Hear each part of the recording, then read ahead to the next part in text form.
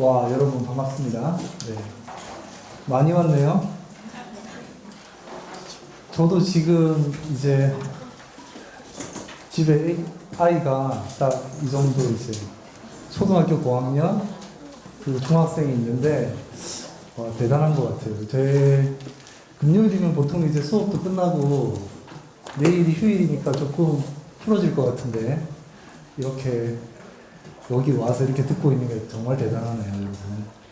여러분들이 이렇게 귀한 시간을 내준 만큼 저도 제가 이제 하고 있는 분야라든지 지금 어떻게 이쪽의 기술들이 연구되고 있고 개발되고 있는지 이런 내용들을 지금 우리 학생 보니까 제가 이 학생 이해시킬 수 있을지 모르겠는데 하여튼 한번 최선을 다해서 여러분들께 이까지 오신 시간이 헛걸음이 되지 않도록 열심히 설명을 해보겠습니다. 여러분 반갑습니다. 예.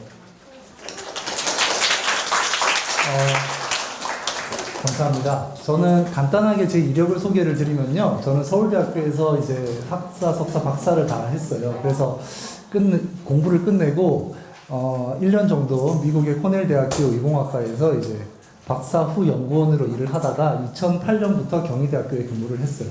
그래서 이 자료를 만들면서 보니까 제가 벌써 학교에 온 지 12년이 됐더라고요. 굉장히 시간이 빠른 것 같습니다.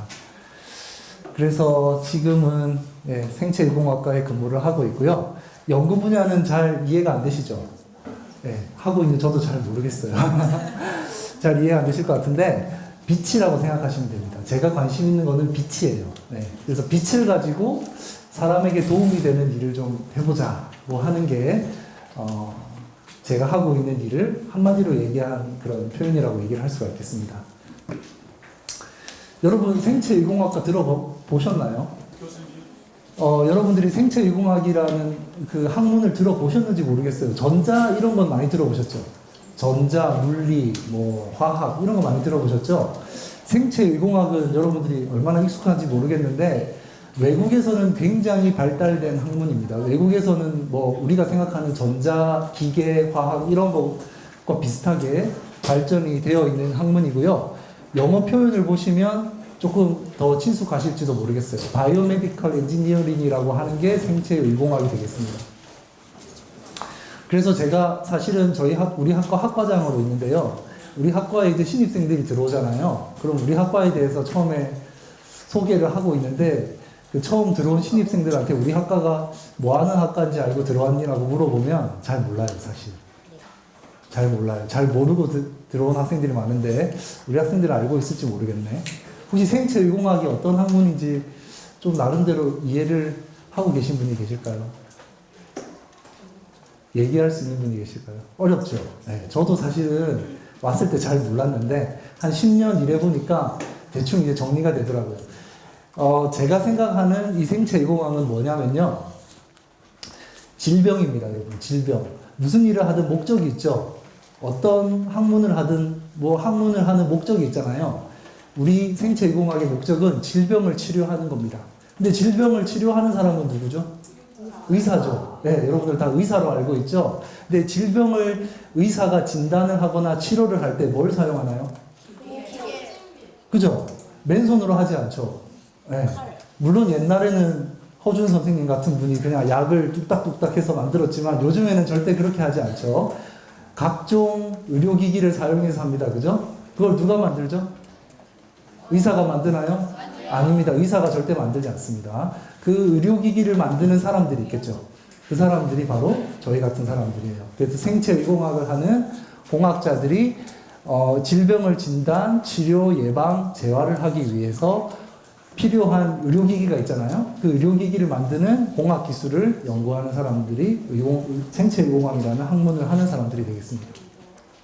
그래서 생체의공학을 하는 사람들은 반드시 혼자 연구하는 게 아니에요. 누구랑 같이 하죠? 누구? 의사. 의사랑 같이 하겠죠. 그죠? 결국 의사가 그 기술을 써야 되니까, 그죠? 그래서 반드시 병원이나 의사와 같이 일을 하고 있어요.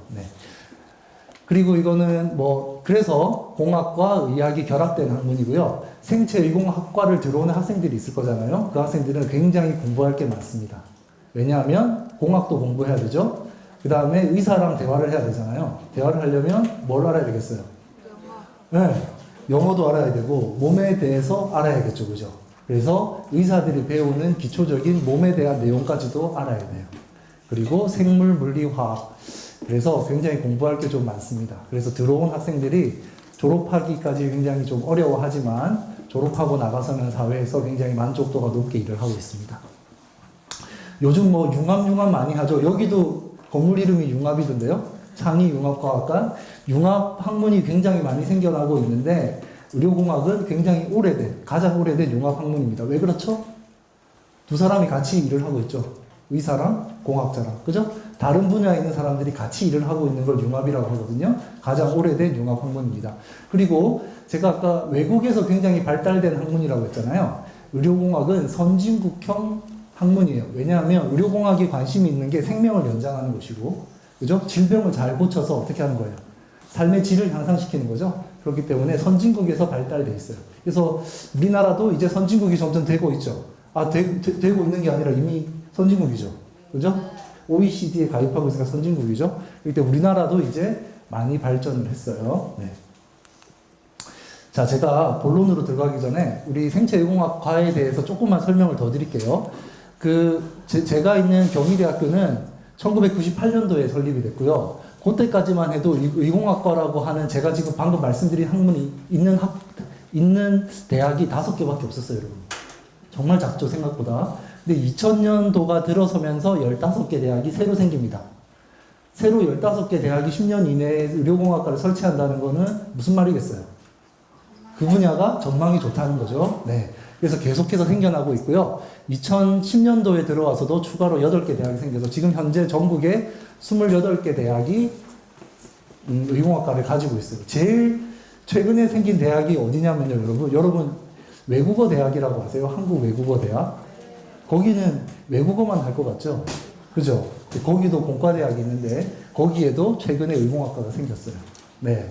그 정도로 의공학이라는 학문이 굉장히 요즘 전국적으로 붐을 일으키고 있습니다. 우리 학생들도 물론 이제 각자 분야 관심 있는 게 다르겠지만 우리 학생들 중에 혹시 누가 한 명이라도 의료공학과를 진학을 한다면 제가 오늘 이 발표를 한 보람이 더 있을 것 같긴 하네요.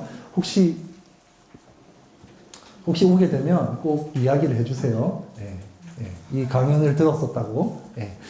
자, 그럼 전망은 어떠냐? 전망은 뭐 굉장히 좋습니다. 네, 왜냐하면 시장이 급격하게 증가를 하고 있고 우리나라 시장도 연 대략 한 5% 이상 증가를 하고 있습니다. 그래서 시장이 커지고 있기 때문에 굉장히 할 일이 많다고 얘기를 할 수가 있겠죠.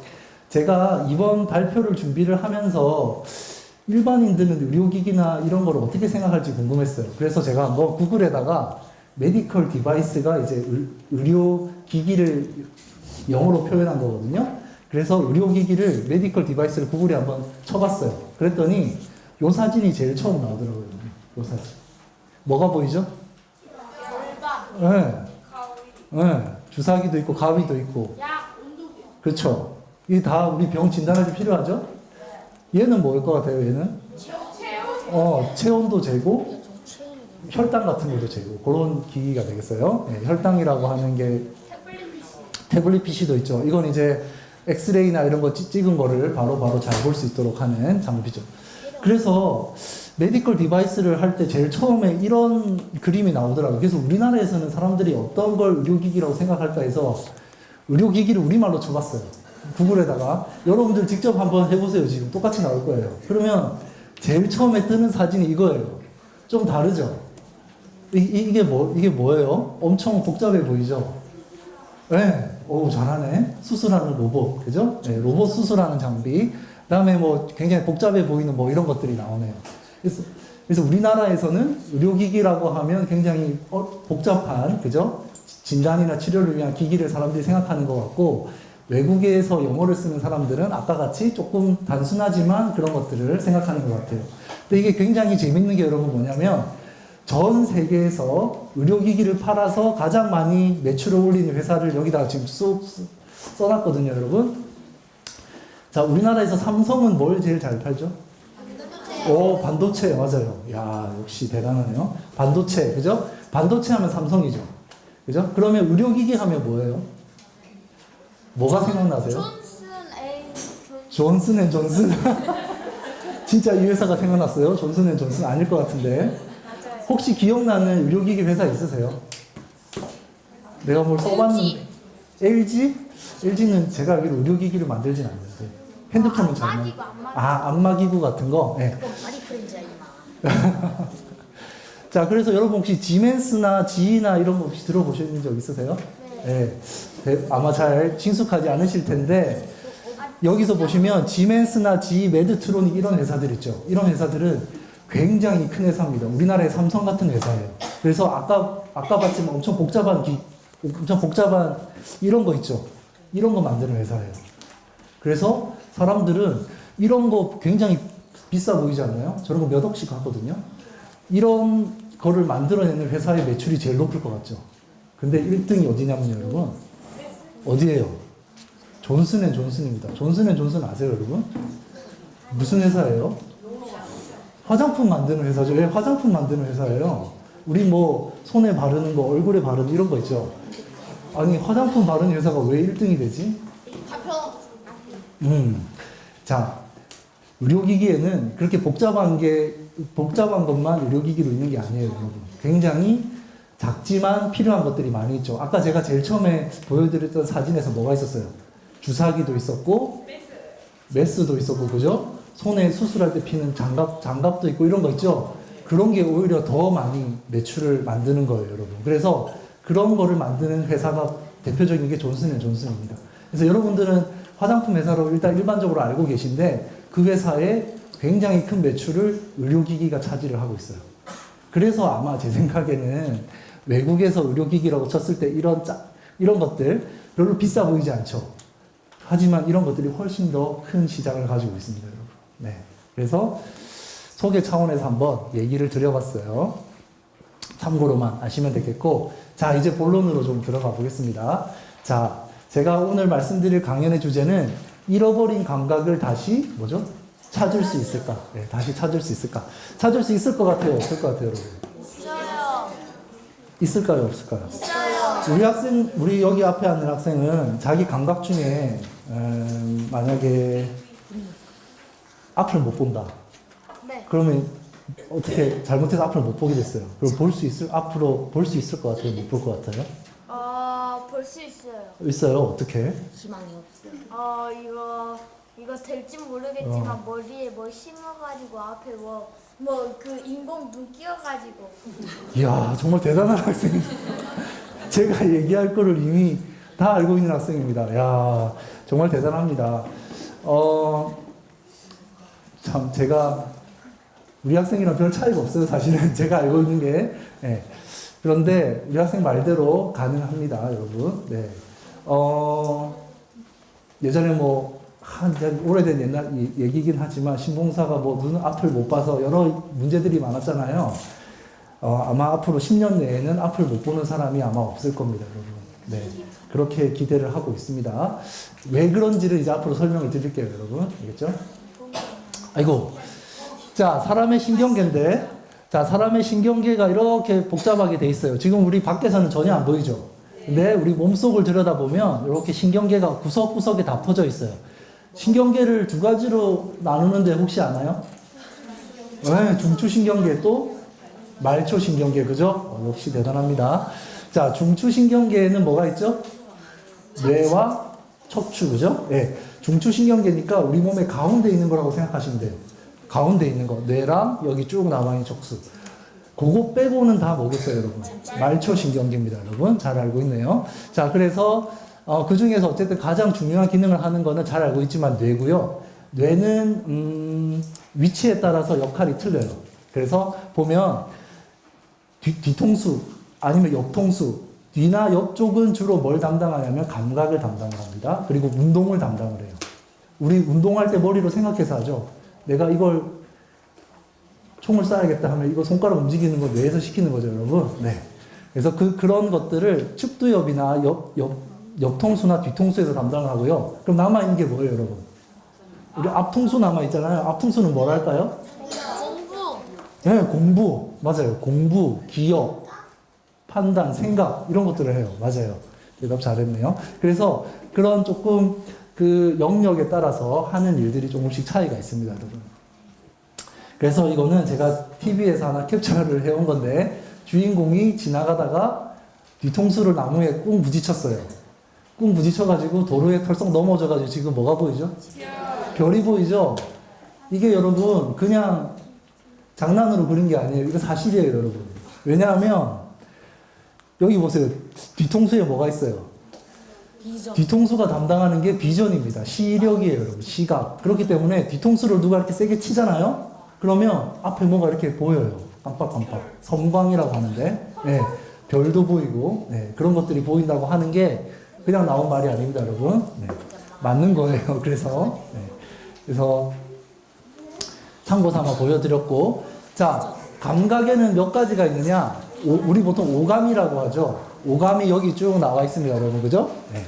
그래서 잘 알겠지만, 시각, 청각, 후각, 미각, 촉각까지 5가지 감각이 있습니다. 자, 여러분들 한번 생각해 보세요. 5가지 감각 중에 뭐가 없으면 제일 불편하세요? 미각. 아, 미각이 없어? 그러면 앞이 안 보여도 괜찮아요? 눈 끼우면. 아, 고칠 수 있으면 되니까. 네. 그 귀. 청각도 불편하겠고, 그죠? 네. 중간에 흡수당하면. 그래서 사람들이 이렇게 연구를 해서 그 사람이 가지고 있는 감각에 얼마나 그것이 사용하는 빈도가 높은지 그걸 가지고 판단을 하는지를 봤더니 시각이 가장 높습니다. 대략 83%. 우리가 어떤 판단하는 거에 있어서 83%를 시각에 의존하고 있어요. 거의 대부분이죠, 여러분. 그 다음에 소리도 당연히 정보를 많이 주죠. 그래서 소리가 11%, 나머지가 이렇게 되어 있습니다. 이게 합치니까 얼마예요, 두 개가? 94%네요. 거의 뭐 사람이 느끼는 감각의 대부분이 시각과 뭐예요? 청각이죠, 여러분. 그래서 오늘은 이 각각의 감각들을 되살릴 수 있는, 우리가 혹시 병에 걸렸거나 혹시 조금 불운하게도 유전적으로 태어날 때부터 약간 선천적으로 장애가 있어서 이런 감각들에 문제가 있을 수 있겠죠, 여러분.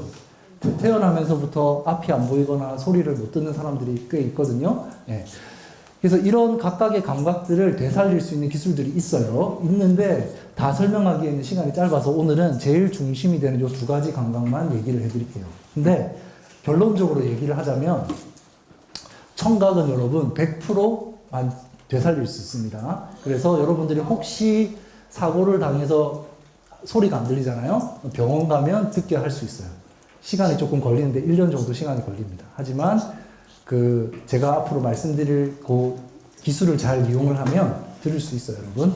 시각은 아직은 그렇게 상용화는 안 돼 있지만 제가 앞에서 말씀드렸죠. 10년 내로 아마 가능할 겁니다. 네. 지금 환자들이 이식을 받아서 시각을 찾고 있는 그런 기술들이 계속 진행이 되고 있거든요. 아마 10년 내로는 앞을 못 보는 사람이 없을 거라고 저는 생각을 합니다. 자, 이분은요, 혹시 아세요?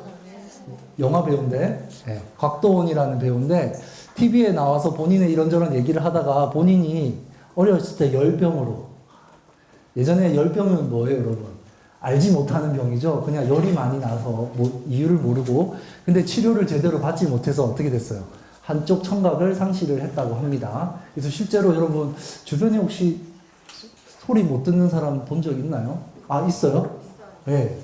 그렇게 뭐 전혀 없진 않습니다, 여러분. 그래서 그런 사람들이 꽤 있는데 그런 사람들을 위한 기술들을 지금부터 이야기를 해주도록 할게요. 그러면 사람들이 청각을 왜 잃어버리게 되느냐? 제일 큰 퍼센트가 뭡니까, 여러분? 지속적인 소음이라고 돼 있죠. 지속적인 소음.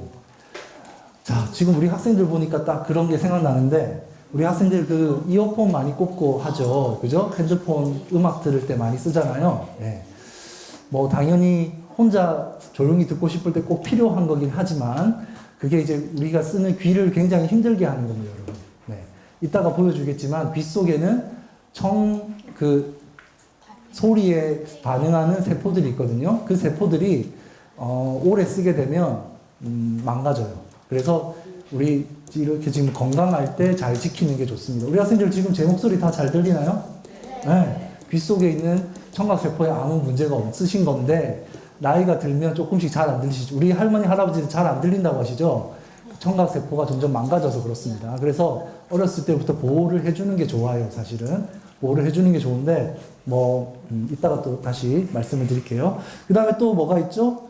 뭐 이제 나이가 들면서 점점 이제 세포 기능이 떨어지는 게 있을 것이고, 그 다음에 또 아까 그 영화 배우의 그 케이스처럼 감염이나 질병에 의한 것도 꽤 많습니다, 여러분.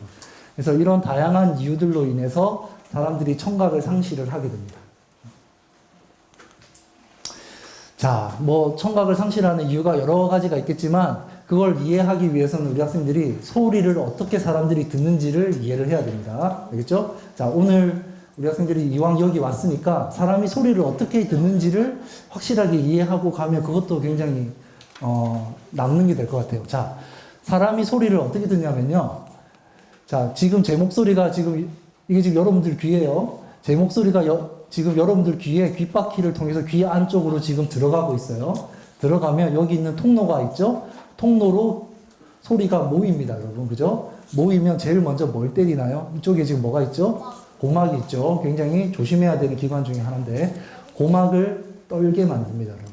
지금 제가 이야기하는 이 소리는 진동이거든요. 진동이 여러분들 귀로 가서 고막을 우선 떨게 만듭니다. 그럼 고막은 들리는 소리에 똑같이 반응해서 떨립니다. 떨리면 아이고 미안합니다. 그 뒤에 뭐가 있냐면 뼈들이 이렇게 몇 개 연결되어 있어요. 이 뼈의 역할은 소리는 사실은 진동이 굉장히 약하죠. 그 진동을 키워주는 역할을 해요. 네.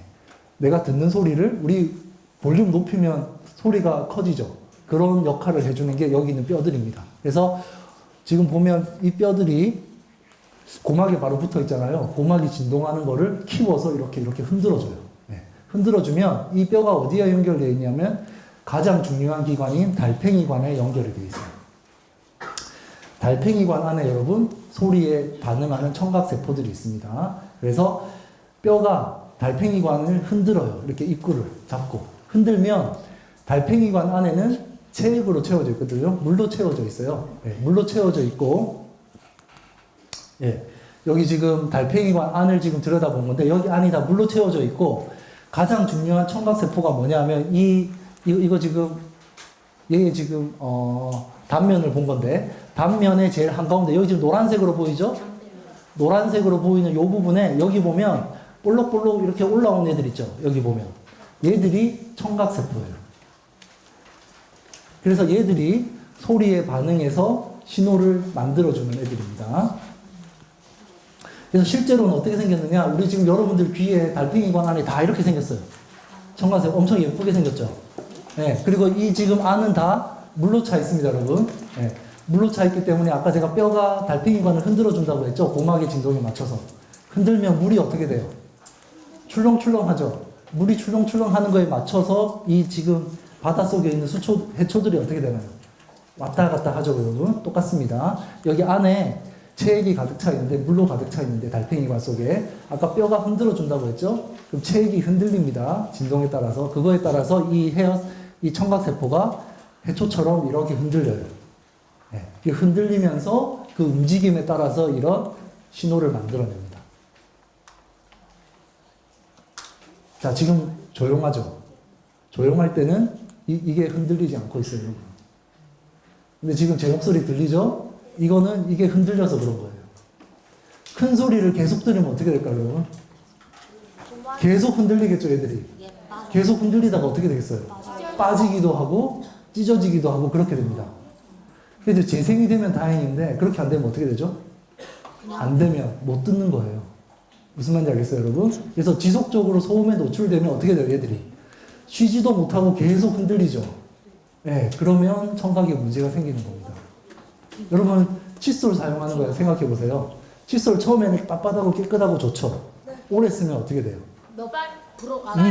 벌러져요. 벌어지고 위도 빠지고 그죠? 똑같습니다. 그래서 이것도 여러분 귀를 안에 있는 보이지 않지만 이 기관들을 소중하게 잘 아껴 쓰는 게 중요해요. 오래오래 소리를 잘 들으려면. 아시겠어요? 예. 자, 그래서 우리가 사람이 들을 수 있는 주파수는 대략 뭐 이 정도 된다고 하는데 넘어갈게요.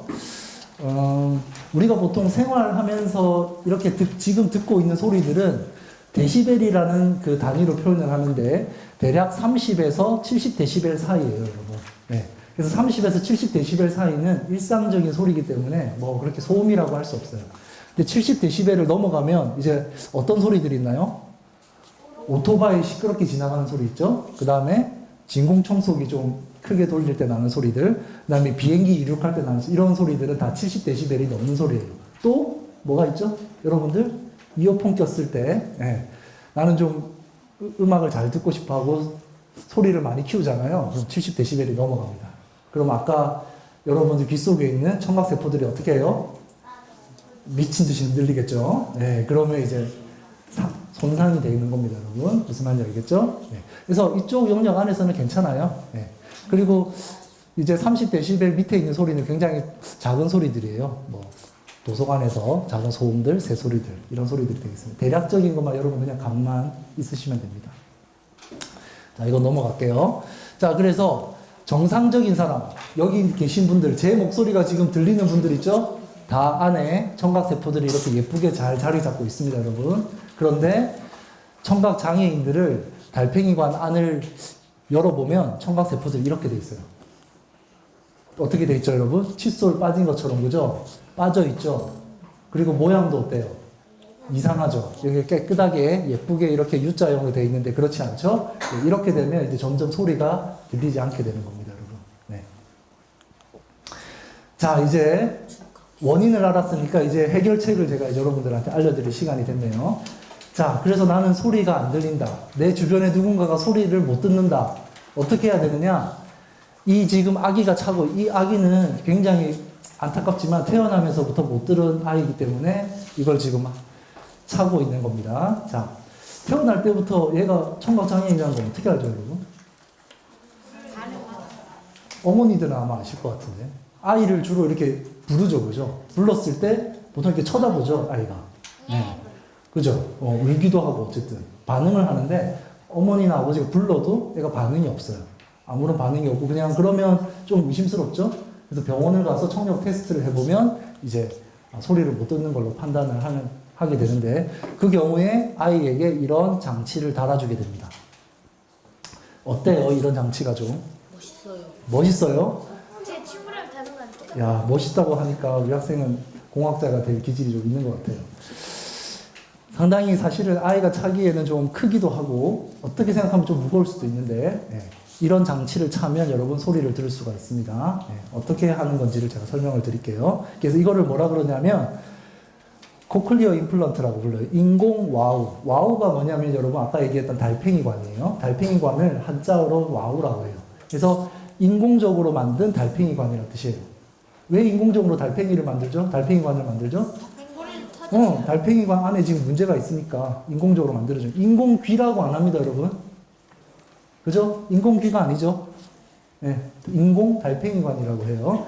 귀는 여러분 아무 문제 없어요. 바깥쪽에 있는 귀는. 달팽이관이 문제의 핵심이기 때문에 그 해결책을 주는 이런 기계를 인공 와우라고 부릅니다. 인공 달팽이관이에요, 여러분. 자, 인공 와우는 어떻게 동작하느냐? 제일 문제가 됐던 게 아까 어디예요? 청각세포죠. 청각세포가 제 기능을 못하고 있죠, 여러분. 그죠? 그래서 청각세포가 있는 자리에 뭘 넣어줬어요? 전극이라고 하는 애를 넣어줬어요. 전극은 금속 물질로 만드는 애인데 거기서 전기가 이렇게 발생할 수 있는 장치예요. 그래서 청각세포가 하는 일은 아까 소리에 따라서 흔들린다고 했죠. 그 흔들리는 거에 의해서 전기신호를 만들어내거든요. 그 전기신호가 뇌로 가서 우리가 인지를 하게 되는 겁니다, 여러분. 근데 그 기능을 못하기 때문에 그 기능을 대신 이 전기를 만들어주는 애를 임의로 달팽이관에다가 집어넣는 겁니다. 굉장히 아프겠죠, 여러분? 마취요? 마취 당연히 해야지. 전신 마취 해야지. 전신 마취 해야지. 수면 마취도 해야지. 그렇지. 수면 마취도 해야죠. 자, 그리고 자, 지금 여기는 다 여러분 정상이죠. 고막도 정상이고 다 정상이죠. 하지만 사용하지 않습니다. 아무 필요 없어요. 왜냐하면 여기가 문제가 있기 때문에 여기 있는 기관은 아무리 정상이라고 해도 문제가 쓸 수가 없어요. 그래서 어떻게 해줘야 되느냐? 사람이 듣는 것처럼 소리를 모아줘야 돼요. 뭘 통해서 모으죠? 소리를 모으는 장치가 뭐죠, 여러분? 귀. 마이크죠, 여러분? 마이크를 여기다가 답니다. 마이크를 설치를 해서 바깥 소리를 귀가 듣는 것처럼 모아줍니다. 그렇게 한 다음에 그 소리를 우리가 여기 보면 전극이 되게 많죠. 하나, 둘, 셋. 여기 지금 까맣게 되어 있는 게 전극이거든요. 전극의 개수에 맞게 신호 처리라는 것을 해줘요. 주파수를 적당히 잘 나눠서 귀 안쪽으로 어떤 소리가 얼마큼 들어왔다는 정보를 넣어줍니다. 그러면 아까 그 아이의 귀 속에는 밖에서는 안 보였죠? 이런 장치가 들어가 있어요. 수술을 해서 귀 뒤쪽을 째서 뼈를 파내고 거기다가 이런 장치를 삽입을 하고요. 그 끝에다가 이렇게 길게 들어가서 끝에다가 달팽이관을 뚫어서 그 안으로 전극을 집어넣습니다.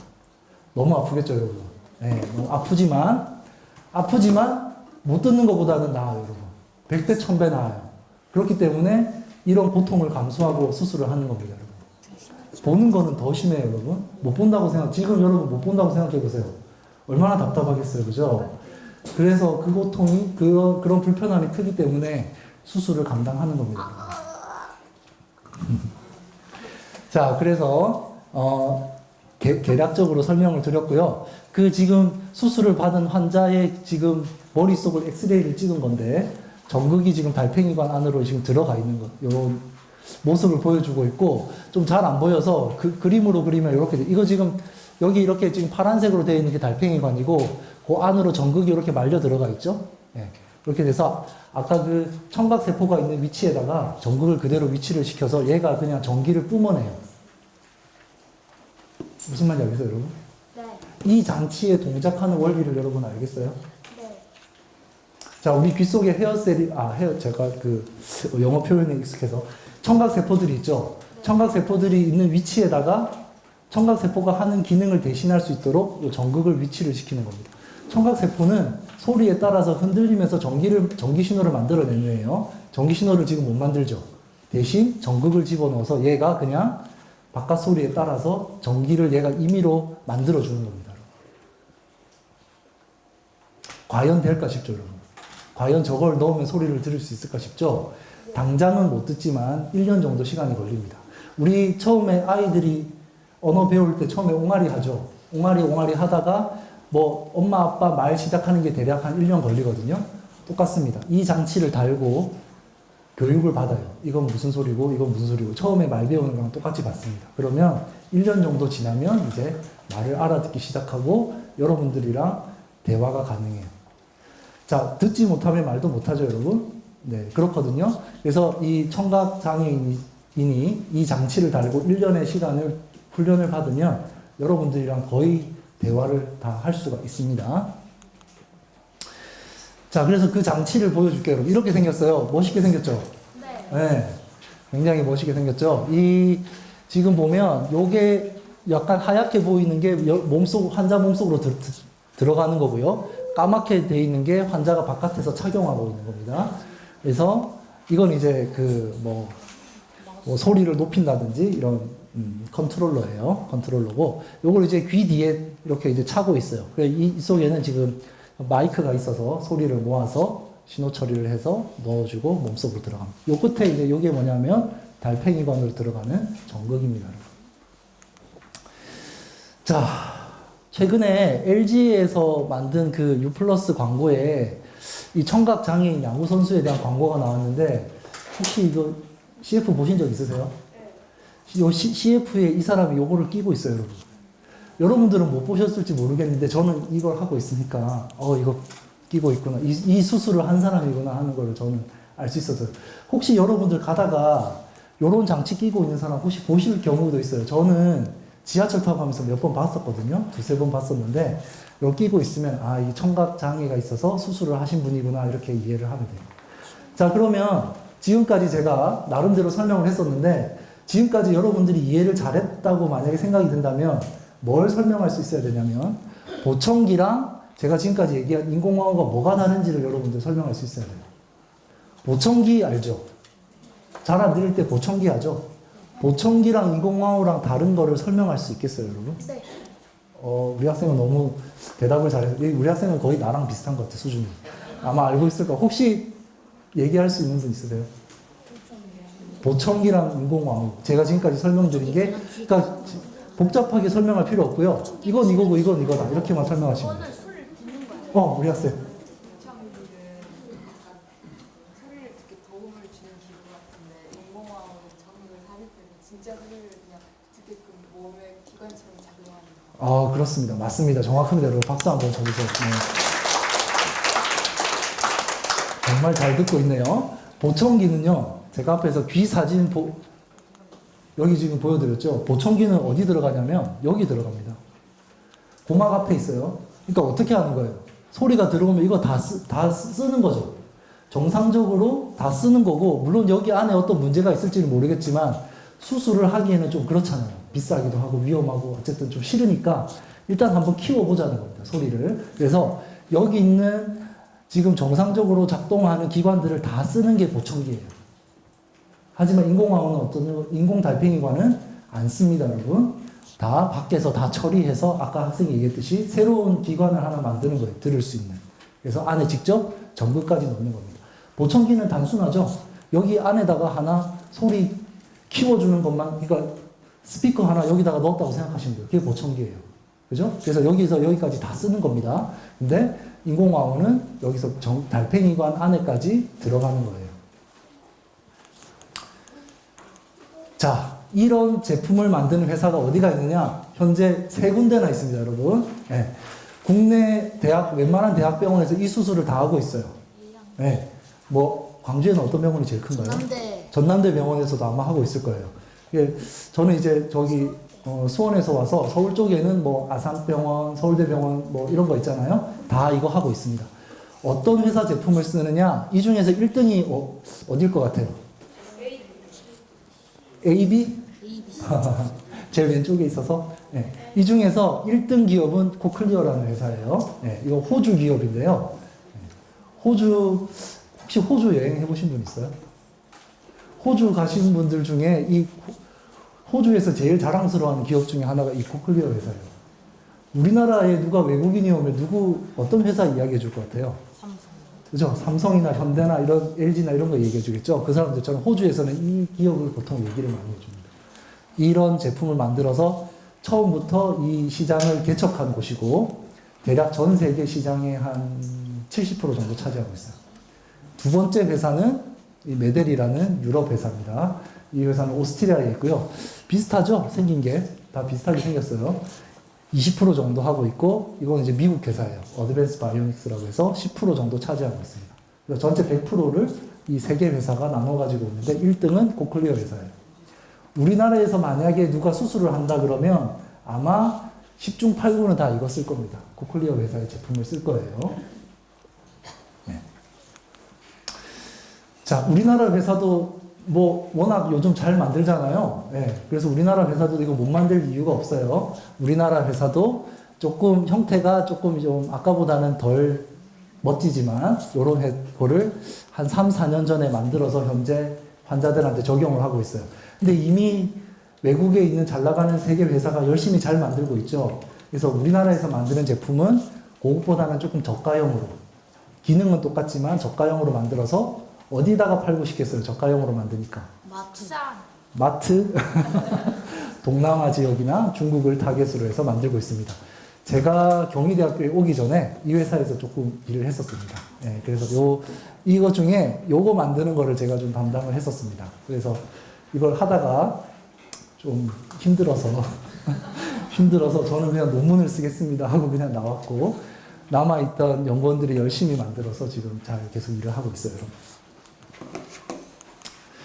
자, 이제 거의 마무리가 됐는데요. 첫 번째 주제에 대해서. 이 환자들이 어떻게 듣는지 좀 궁금하지 않아요, 여러분? 이 장치를 쓰는 환자들이 그거에 대한 시뮬레이션을 한번 해본 건데요, 여러분. 여기서 밑에 숫자가 나와 있죠. 숫자가 뭐냐면 지금 여러분들이 만약에 수술을 받았다고 가정을 한다면 여러분들 귀 속에 들어있는 전극의 개수예요. 전극이 많으면 많을수록 뭐가 좋냐면 들어오는 정보의 양이 많은 겁니다. 그러면 숫자가 클수록 어떻게 되겠어요? 정보가 많이 들어오는 거예요, 여러분. 네.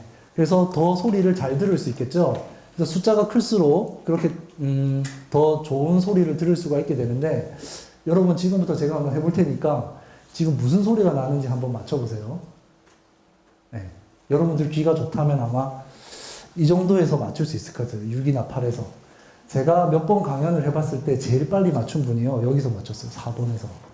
이거는 제 생각에 거의 불가능한데 여기서 맞추는 분이 있더라. 이거는 사실 좀 쉽지 않을 것 같은데. 자, 인공와우를 처음 단 사람이 듣는 소리가 아마 이럴 거라고 생각을 합니다. 네, 한번 들어보세요. 1이라고 하는 거는 여러분들 귀 속에 전극 하나 있는 거예요. 그 하나에다가 그냥 정보를 집어넣는 거기 때문에 굉장히 정보가 작죠. 그거를 들었다고 생각을 해보겠습니다.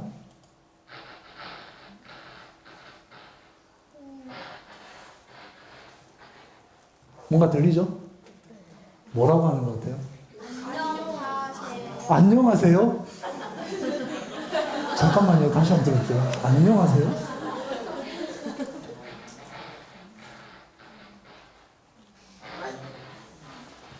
안녕하세요보다 훨씬 긴 것 같은데. 모르겠죠? 이거를 알아듣었다면 여러분 여기 계시면 안 됩니다. 네. 자, 2번으로 갈게요. 전국 2개 쓰는 겁니다.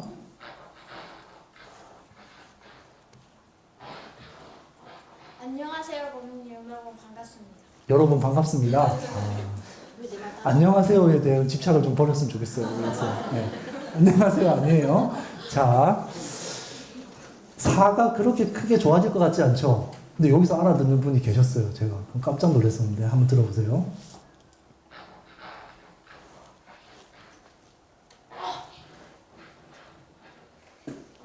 혹시 아시는 분 계세요?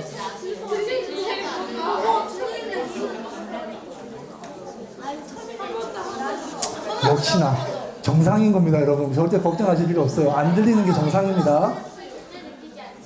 보통 6이나 8에서 이제 나오시더라고요. 자, 이제 전극 6개가 있으면 어떻게 들리냐면요.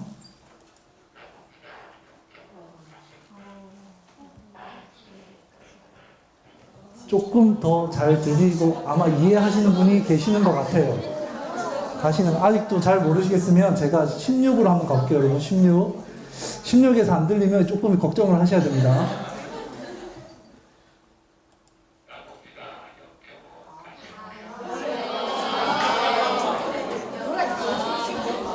뭐예요, 여러분? 우리 학생이 뭔지 알겠어요? 뭐가 들리긴 들리죠, 그래도. 네. 진달래꽃이라는 시죠, 여러분. 그죠? 네.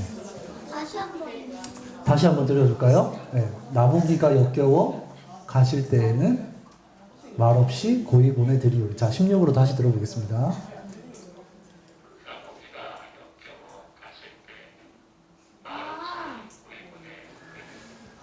자, 16인데 왜 16이라는 게 중요하냐면요. 지금 아까 제가 3개 회사 보여드렸잖아요. 회사가 3개 있었잖아요. 3대 회사가 다 전국수가 대략 16개에서 24개 정도 돼요. 네. 그래서 이 정도 하면 어느 정도 알아들어서 그래요. 자, 근데 여러분 다시 한번 4로 가볼까요? 다시 한번 4로 가볼게요.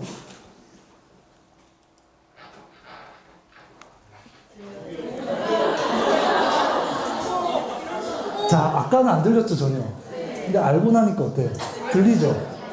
사람이 이렇게 대단한 겁니다. 교육의 힘이에요. 뇌가 이만큼 대단한 거예요. 아까는 사실 전혀 안 들렸잖아요. 근데 아까 제가 수술하고 1년 정도 훈련받으면 들을 수 있다고 했죠. 네, 그래서 이런 소리에 익숙해지면 다 들립니다. 네. 아, N. 그러게요. 원래 처음에 어떻게 되냐면 남자일 것 같아요? 여자일 것 같아요? 남자요.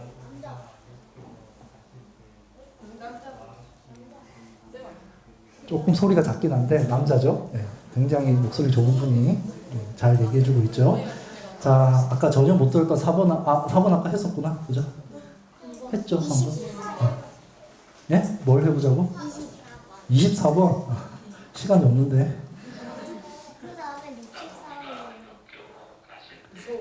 점점, 네, 약간 기계음처럼 들리죠. 실제 그렇게 들린다고 해요.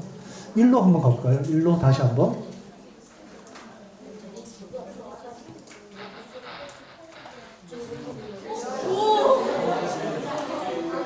전혀 안 들리진 않아요. 지금 당연히 알고 들으니까 이제 우리가 거기 힌트를 찾는 건데, 네. 그렇습니다, 여러분. 네. 자, 어쨌든 이렇게 해서 우리 과학자들이 열심히 개발을 해서 여러분들 못 듣는 사람 들을 수 있게 열심히 일하고 있어요. 우리 학생들도 빨리 커서 훌륭한 과학자가 돼서 못 보는 사람, 뭐 냄새 못 맡는 사람 이런 사람들 다 빨리 고쳐줘야 돼요. 네. 자, 그래서 앞으로는 뭘 개발해야 되느냐? 이쪽에서 물속에서도 착용할 수 있으면 좋겠다. 우리 이제 수영 많이 하죠. 바닷가에서도 놀면서도 이거 착용했을 때 문제가 없으면 좋겠다. 또 뭐가 있냐면 MRI. MRI는 여러분 찍어본 사람 있을지 모르겠는데 모든 금속을 다 빼야 돼요. 몸에 있는 금속을. 반지도 벗어야 되고 벨트도 풀어야 되고 다 빼야 돼요. 핸드폰 당연히 안 되고. 근데 이제 이거를 착용하고 MRI를 찍으면 큰일 나거든요. 지금은 그런데 MRI도 찍을 수 있게 그러려면 금속을 안 써야 되는데 그런 연구도 하고 있고, 그다음에 이제 음악을 감상할 수 있을까? 아까 같은 소리로 여러분 음악 들을 수 있을까요? 저걸로 음악을 해봤는데 전부 다 헤비메탈이에요, 여러분. 네? 성시경의 그 발라드를 이걸로 하면 다 헤비메탈로 들려요. 아직 음악은 좀 힘듭니다. 그래서 이제 그거는 전국수를 더 늘리든지 뭔가 새로운 방법들이 있어야 돼요. 그 다음에 양쪽 귀에다가 모두 착용하는 거. 여러분 귀가 왜 두 개인지 아세요? 균형. 어디서 소리가 나는지 잘 알고 밸런스. 이 학생 몇 살이에요? 8살이에요. 네? 8살. 8살. 와. 어떻게 이렇게 똑똑하죠?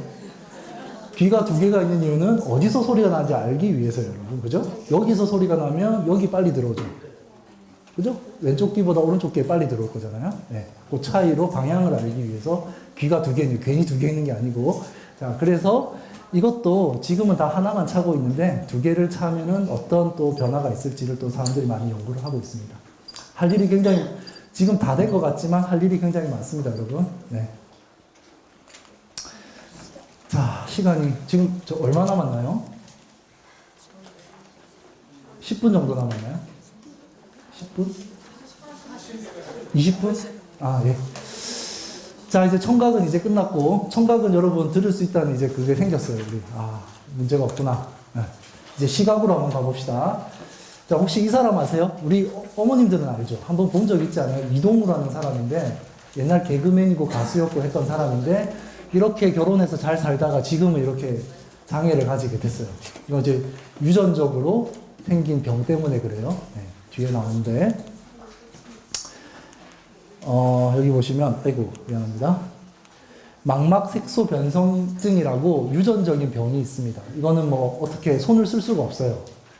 이거는 유전적으로 태어날 때부터 결정되어 있는 거기 때문에 이게 그냥 발현되면 그냥 안 보이게 되는 겁니다. 그래서視力을 잃었고, 여기 보면 이화정이라는 분이 계신데, 이분도 똑같은 병으로 이제 안 보이게 됐어요. 안 보이게 돼서 아산병원에서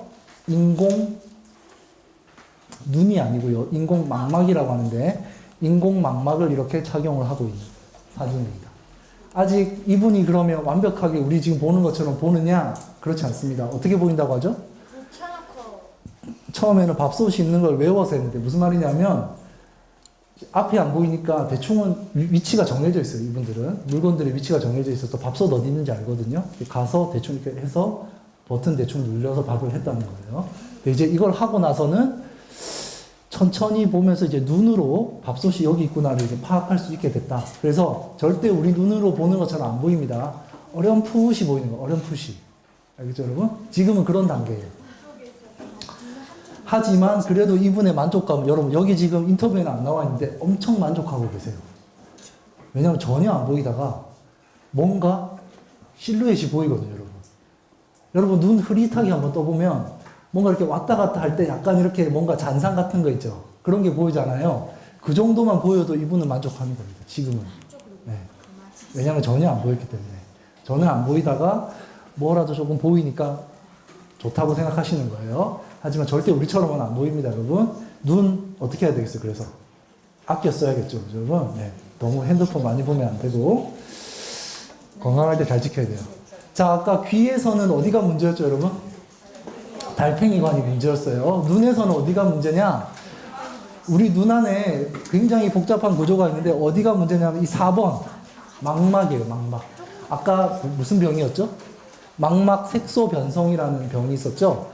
이 망막에서 문제가 돼요. 이 망막은 우리 눈으로 들어온 빛이 상이 맺히는 곳이에요. 그래서 아까 청각세포가 이렇게 소리에 흔들리면서 전기신호를 만든다고 했잖아요. 이 망막에는 시각세포가 있습니다. 시각세포는 그러면 뭐에 반응하겠어요, 여러분? 빛에 반응하겠죠? 그래서 빛이 들어오면 거기서 전기 신호를 만들어내는 게 시각세포예요.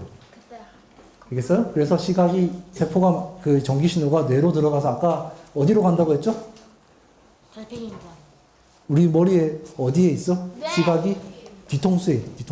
네. 그래서 눈이 뒤통수까지 가는 겁니다. 여러분 뒤통수에 그 시각을 담당하는 기관이 있어요. 네. 그래서 여기에 문제가 생기는 겁니다. 여기에. 아까 앞을 못 보게 된 사람들은 다 지금 여기에 문제가 있는 거예요. 나머지 여기 다 멀쩡합니다. 아무 문제 없어요. 아무 문제 없는데 여기가 어떻게 됐냐면 요렇게 된 거예요. 요렇게. 뭔가 뒤에 바깥쪽에 뭔가 뿌옇게 끼었죠. 네, 무슨 먼지 낀 것처럼 끼어 있죠. 이거는 우리 지금 여러분들 눈 이렇게 돼 있어요. 여러분들의 망막입니다. 깨끗해요. 근데 망막 색소 변성증에 걸리면 이런 식으로 됩니다. 그래서 여기 지금 까맣게 생긴 게 점점 가운데로 와요. 네, 그래서 뭐 자다가 눈을 떴는데 앞이 안 보인다 이게 아니에요, 여러분. 서서히 이게 거의 한 1년 넘게 길게는 몇 년에 걸쳐서 이게 진행이 되기 때문에 여러분들이 예를 들어서 이런 귀를 본다고 한다면 정상에는 이런데 망막 색소 변성증은 바깥에서부터 서서히 안 보여요. 그래서 우리가 시야가 좁아진다고 하죠. 네, 점점 안 보이고 점점 가운데만 보이는 거예요. 그래서 지나가다가 뭐 이렇게 자꾸 이렇게 막 부딪혀요. 이쪽이 안 보이니까. 한가운데만 보여요. 그렇게 되다가 결국에는 안 보이게 되는 병입니다. 네. 안타깝죠? 네. 굉장히.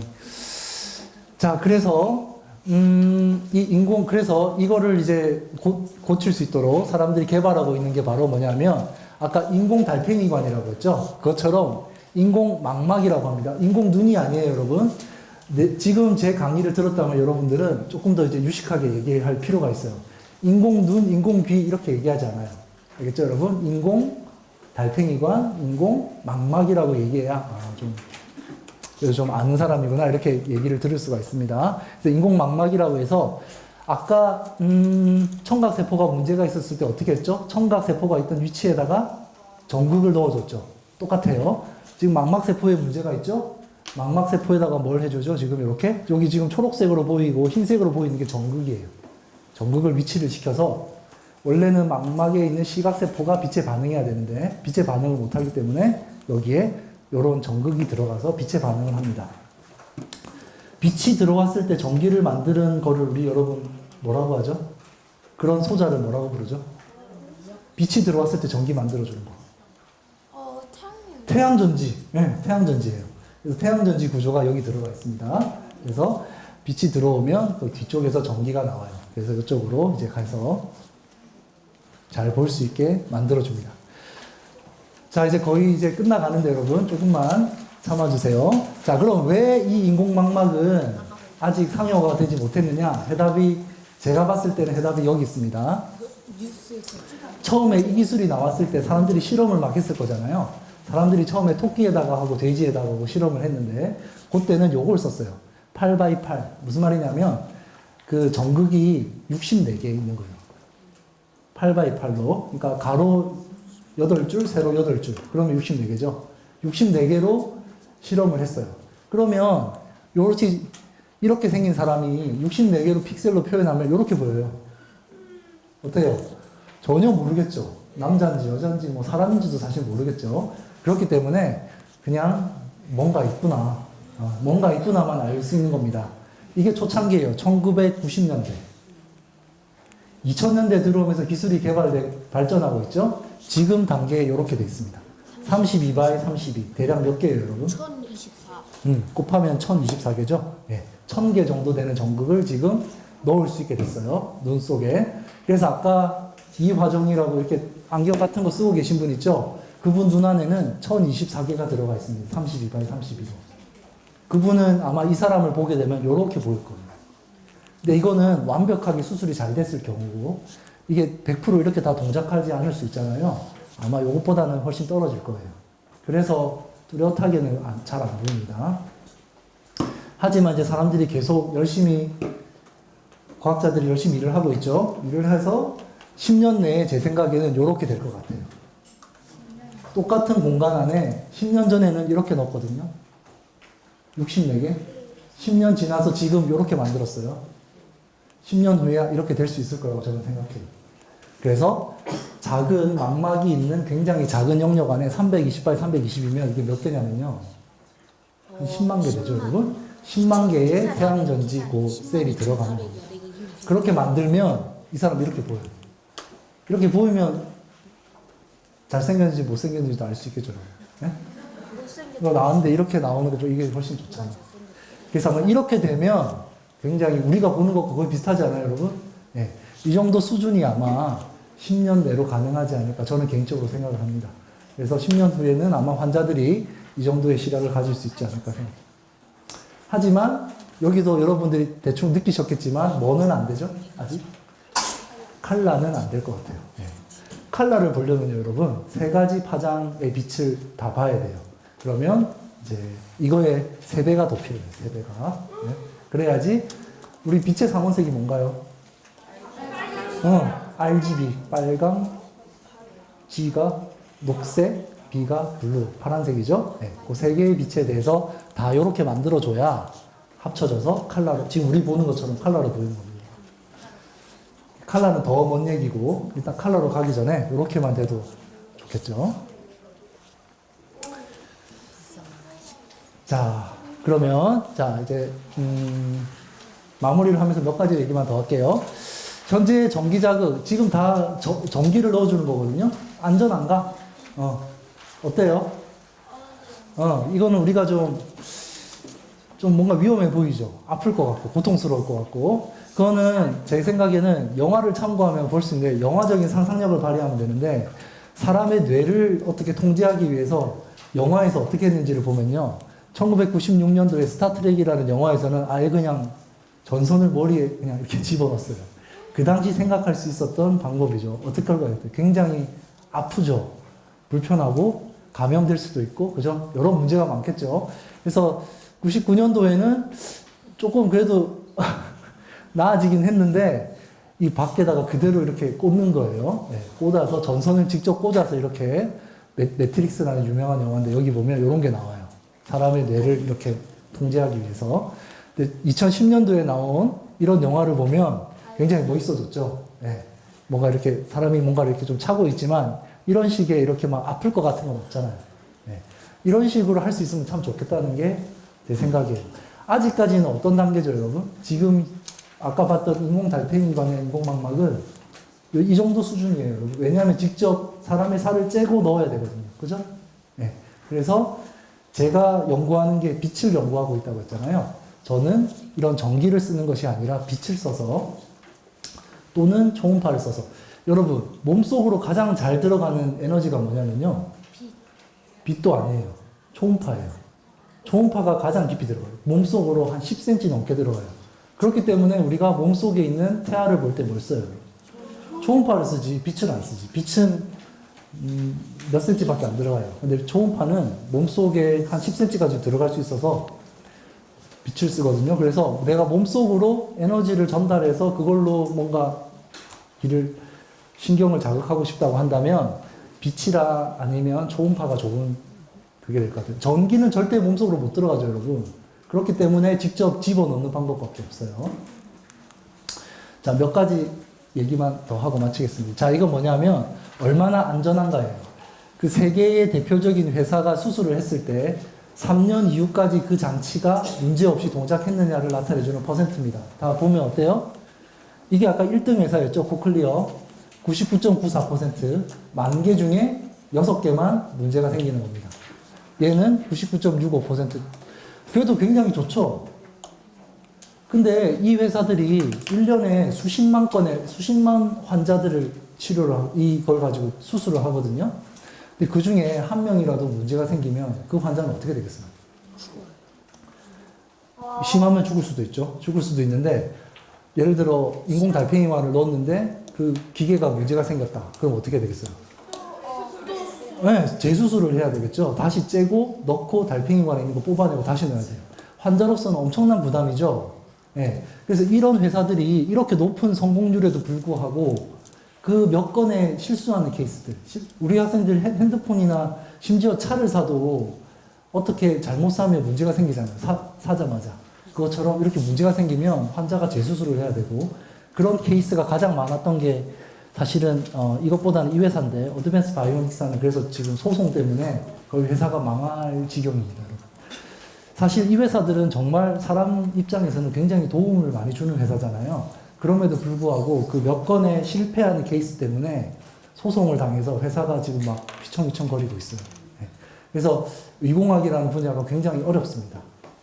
왜냐하면 사람을 다루는 거기 때문에 사람은 소중하잖아요, 생명이. 생명에 영향을 안 주고 잘 만드는 게 그만큼 힘든 일이라는 얘기를 좀 해주고 싶어요. 그래서 이런 수술 과정을 거쳐야 된다. 이거 지금 인공 달팽이관 수술하는 장면입니다. 이렇게 해서 안에다가 이제 그 기계를 집어넣고 끝나면 이제 이렇게. 이거는 이제 제가 그냥 좀 가져온 건데, 이 이제 아들이 수술을 했나 봐요. 그래서 이거를 지금 차고 있으니까 아빠가 마음이 안 됐는지, 이건 이제 문신을 했어요. 귀 쪽에다가. 아들한테 좀 이렇게 용기를 주기 위해서. 그런 사진입니다.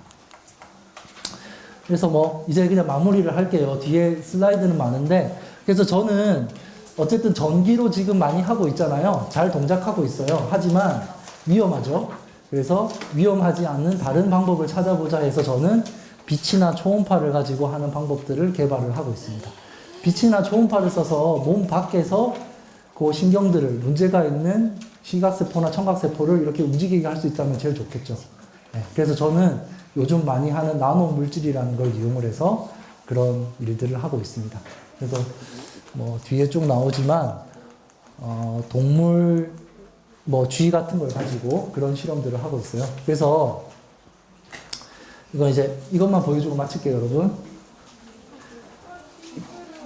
이렇게 쥐에다가 머리에다가 빛을 쪼여주는 건데, 쥐 여기 보면 수염이 있죠. 수염 하나하나가 특정한 뇌랑 연결이 돼 있어요. 그래서 제가 특정한 뇌에다가 빛을 쪼여주면 이 부분에 있는 수염만 제가 움직이도록 그렇게 실험을 한 결과예요. 그래서 보시면 조금 되는데, 지금 빛을 쪼기 전이고 여기 뭔가 있으면 여기가 번쩍번쩍 하거든요.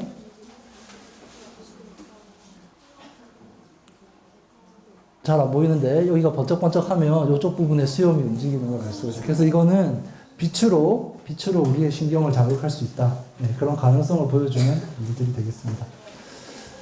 자, 여러분, 오늘 어쨌든 쉽지 않은 내용이었는데 학생들 수준이 너무 높아서 뭐 설명하는데 그렇게 어려움이 없었던 것 같아요. 그래서 집중해서 들어주셔서 감사합니다.